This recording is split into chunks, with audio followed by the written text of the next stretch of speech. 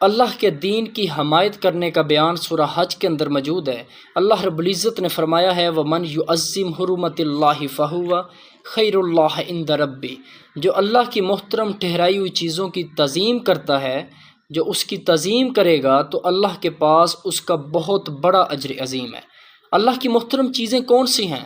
اللہ کی خاص خاص جگہ، اللہ کی خاص خاص نشانیاں، جو ان کی تعظیم کرے گا اللہ رب العزت اس کو اجر عظیم عطا کریں گے۔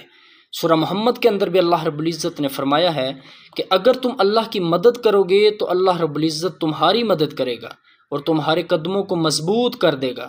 ہم نے اللہ کی کیسے مدد کرنی ہے؟ اللہ کے بتائے ہوئے راستے پر چلنا ہے، نبی کریم صلی اللہ علیہ وسلم کے بتائے ہوئے راستے پر ہم نے چلنا ہے۔ اور اللہ ہماری کیسے مدد کرے گا؟ میدان جنگ کے اندر، جہاد کے اندر ہمیں فتح نصیب دلائے گا۔ یہ کیسے ہوگا؟ یہ اس وقت ہوگا جب ہم اللہ کے بتائے ہوئے راستے